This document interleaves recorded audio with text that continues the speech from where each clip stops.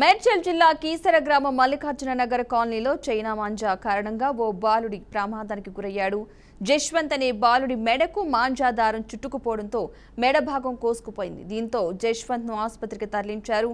అతడి మెడపై 19 కుట్లు వేసినట్లుగా అయితే వెల్లడించడం జరిగింది. గతంలో చైనా మాంజాలపై ప్రభుత్వం నిషేధం విధించినప్పటికీ యథేచ్ఛగా మాంజాల అమ్మకాలు జరుగుతున్నాయని స్థానికులైతే మండిపడుతున్నారు. మాంజాలు దిగుమతి అడ్డుకట్ట వేయకపోవడం, మాంజాల నిషేధం కేవలం మాటలకే పరిమితం అవడంతో ఫలితంగా ప్రమాదాలు జరుగుతున్నాయని ఆరోపిస్తున్నారు. అధికారులు చర్యలు తీసుకోకపోవడంపై స్థానికులు ఆగ్రహం వ్యక్తం చేస్తున్నారు.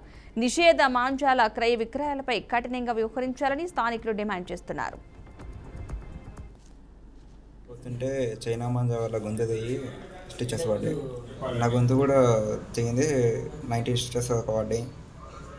దీనివల్ల దీన్ని బ్యాన్ చేయాలి.